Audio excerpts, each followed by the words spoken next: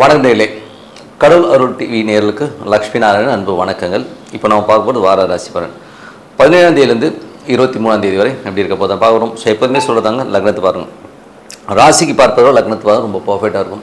உதாரணமாக ஒரு மகர லக்னம் ரிச்சிக ராசினா நீங்கள் ரிச்சிக ராசிக்கான பலன்களை பார்க்குறது மகர ராசிக்கான பலன்களை பார்க்க ரொம்ப பர்ஃபெக்டாக இருக்கும். முதல்ல வர்றது பொது பலன்கள், அதுக்கப்புறம் தசாபுக்தி பலன்கள். உங்கள் ஜனனகால ஜாதகத்தில் என்ன தசாபுக்தி அந்தரங்கள் வருதோ அதை வந்து நோட் பண்ணி வச்சு மிங்கிள் பண்ணி பாருங்கள், ரொம்ப பர்ஃபெக்டாக இருக்கும். வீடியோட எண்டில் டிப் ஆஃப் த வீக் இருக்குது, மறக்காமல் பாருங்கள். இந்த வாட்டி டிப் ஆஃப் த வீக்கில் நம்ம சொல்கிறது என்னென்னா விஷ்ணுபதி புண்ணிய காலம். நமக்கு வந்து ஒரு பொருளாதார தடை, பொருளாதாரம் சம்மந்தமான விஷயங்களுக்கு இந்த விஷ்ணுபதி புண்ணிய காலத்தில் நீங்கள் செய்கிற பிரார்த்தனை பெரிய ஒரு ரிலீஃபாக இருக்கும். பெரிய பொருள் வர்றதுக்கான வாய்ப்புலாம் ரொம்ப சிறப்பாக இருங்க, மிஸ் பண்ணாமல் பாருங்கள். கும்பராசி.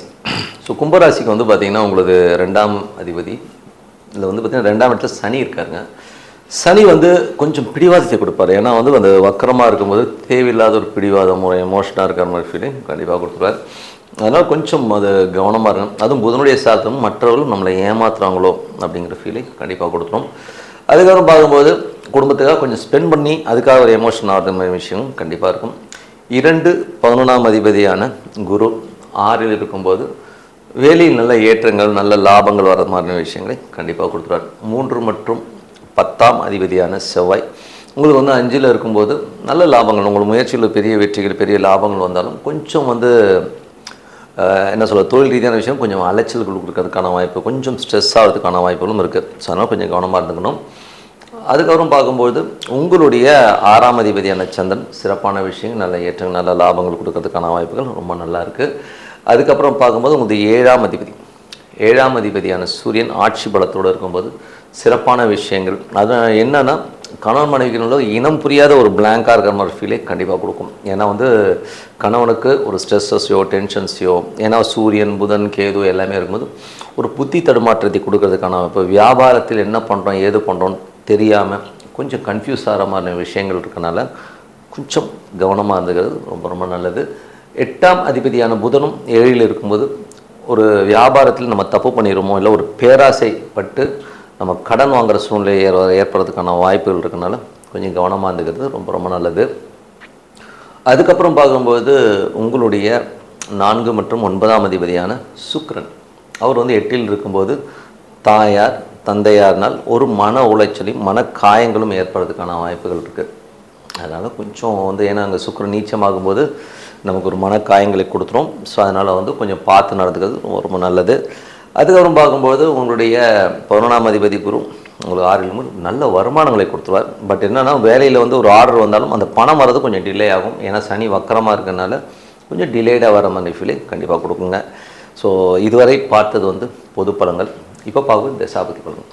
கும்ப லக்னமாக இருந்து சூரியன் தசாபுத்தி அந்தரங்கள். சூரியன் வந்து 7ல் ஆட்சி பலத்தோடு இருந்தாலும் கூடவே வந்து புதன் மற்றும் கேது எல்லாமே இருக்கும்போது ஒரு மன உளைச்சல், கணவன் மனைவினா தேவையில்லாத ஏதோ ஒரு பிளாங்காக என்ன பேசணும் ஏது பேசணும்னு தெரியாமல் ஒரு மன உளைச்சலை கொடுத்துரும். அதனால் கொஞ்சம் பொறுமையாக ஹேண்டில் பண்ணுறது ரொம்ப ரொம்ப நல்லது.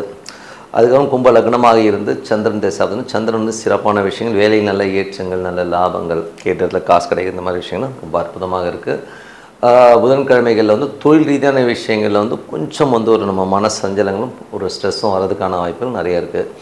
கும்ப லக்னமாக இருந்து செவ்வாய் தசாபுத்தி இருந்தார்கள். செவ்வாய் வந்து 5ல் இருக்குங்க. ஸோ தொழில் ரீதியான விஷயங்கள் வந்து கொஞ்சம் கேர்ஃபுல்லாக இருக்கணும். அதீதமான இன்வெஸ்ட்மெண்ட்டு, யாராச்சும் பேராசை காட்டி நம்மளை வந்து ஏமாத்துறதுக்கான வாய்ப்புகள் இருக்கனால கொஞ்சம் கவனமாக இருக்கிறது ரொம்ப ரொம்ப நல்லது. அதுக்கப்புறம் பார்க்கும்போது கும்ப லக்னமாக இருந்து ராகு தசாபுத்தி இருந்தார்கள். ராகு வந்து ராசியிலே இருக்கிறதும் செவ்வாயிடும் கோபங்கள், கோபத்தின் உச்சம். ஏன்னா வந்து ராகு வந்து ராசியில் இருக்கும்போது நம்ம என்ன பேசுவோம் ஏது பேசுகிறோம் சொன்னால் சாமி ஆடுறதுன்னு சொல்லுவோம் இல்லையா, ஜிங்கு ஜிங்குன்னு ஆடுதுங்கன்னு. ஸோ அந்த மாதிரி பயங்கரமான ஒரு எமோஷனை ஏற்படுத்திடும். அதுக்கு வந்து காவல் தெய்வங்கள், கொஞ்சம் உக்கிரமான காளி வழிபாடு, உங்கள் வீட்டு பக்கத்தில் ஏதாவது காளி கோயிலோ இல்லை ஒரு காவல் தெய்வ கோயிலோ இருந்ததுன்னா அங்கே போய் வழிபாடு பண்ணும்போது ஒரு சிறப்பான ஒரு விஷயங்கள் எல்லாமே கண்டிப்பாக இருக்கும்.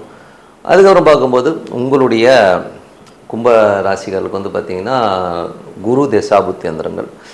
குரு வந்து என்ன மாதிரி விஷயங்களை பண்ணுவார் அப்படின்போது உங்களுக்கு வந்து குரு வந்து 5 மற்றும் குரு வந்து 2 11ஆம் அதிபதி இப்போ 6ல் இருக்கும்போது வேலை விஷயங்கள் நல்ல ஏற்றங்களையும் நல்ல லாபங்களையும் கொடுக்கறதுக்கான வாய்ப்புகள் எல்லாமே ரொம்ப நல்லா இருக்குது.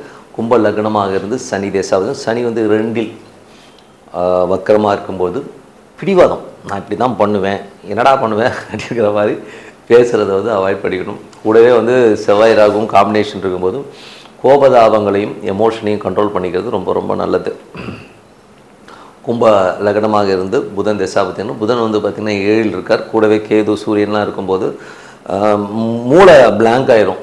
என்ன பண்ணுறோம் ஏது பண்ணுறோன்னு தெரியலன்ற மாதிரி இருக்கும்.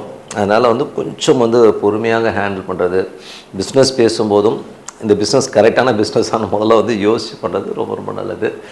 அதுக்கப்புறம் வந்து கும்ப லக்னமாக இருந்து சுக்கிர தசாபத்தினும் சுக்கிரன் 8ல் இருக்குது, அதுவும் நீச்சமாக இருக்கும்போது தாயார் தந்தை சம்மந்தமான விஷயங்கள், வெளிநாட்டில் இருக்கவங்க, நிலபுலன்கள் விற்பனை சம்மந்தமான விஷயங்கள்லாம் வந்து ரொம்ப ரொம்ப கேர்ஃபுல்லாக இருக்கணும். அதில் வந்து பார்த்திங்கன்னா நம்மளை மாட்ட விட்டு வேடிக்கை பார்த்துருவாங்க. அதனால் கொஞ்சம் பொறுமையாக இருக்கும். ஏன்னா அதனால் ஒரு மனக்காயங்களை ஏற்படுத்தும். ஸோ அதனால் கொஞ்சம் கேர்ஃபுல்லாக இருக்கிறது ரொம்ப ரொம்ப நல்லதுங்க.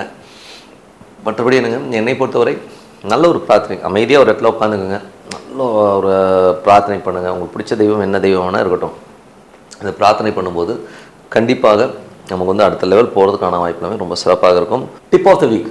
ஸோ இந்த முறை வந்து டிப் ஆஃப் த வீக்கில் நம்ம பார்க்குறது பார்த்திங்கன்னா விஷ்ணுபதி புண்ணிய காலம். இது வந்து ரொம்ப ரொம்ப முக்கியங்க.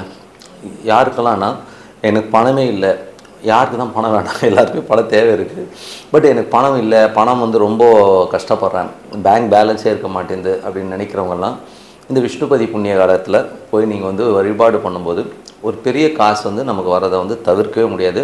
அவ்வளோ அற்புதமான பலன்கள். நீங்கள் வேணால் பாருங்கள், இந்த விஷ்ணுபதி புண்ணிய காலம் நிறைய பேருக்கு தெரியும். கோயில்களில் கூட பார்த்திங்கன்னா நிறைய கூட்டம் வரும். இப்போ பார்த்திங்கன்னா நிறைய பேர் தெரிஞ்சது, நிறைய கூட்டம் வருது. இது ஒர்க் ஆகுதா, ஒர்க் ஆகலைன்னா சூப்பராக ஒர்க் ஆகுதுங்க. கிட்டத்தட்ட வந்து நானும் வழிபாடு பண்ணுறேன். நான் வழிபாடு பண்ண ஆரம்பிச்சு என் பர்சனலாகவும் நல்ல ஒரு வருமானங்கள் வர ஆரம்பிச்சிச்சு. அது மட்டும் இல்லை, எனக்கு தெரிந்த நண்பர்கள், என்னுடைய கிளைண்ட்ஸ் எல்லாருக்குமே சொல்லும்போதும் நல்ல வருமானங்களை கண்டிப்பாக கொடுத்துச்சுங்க. ஸோ அதனால் இந்த விஷ்ணுபதி புண்ணிய காலம் என்றைக்கு வருதுன்னா 17ஆம் தேதி. 17ஆம் தேதி வந்து சாயங்காலம் ஸ்டார்ட் ஆகுது. 18ஆம் தேதி காலையிலையும் பண்ணலாம். ஓகேங்களா? மேக்ஸிமம் 17 ஈவினிங்கே ஸ்டார்ட் ஆகிடுது. ஸோ நீங்கள் ஈவினிங்கே கூட பார்த்தீங்கன்னா பெருமாள் கோயிலுக்கு போங்க.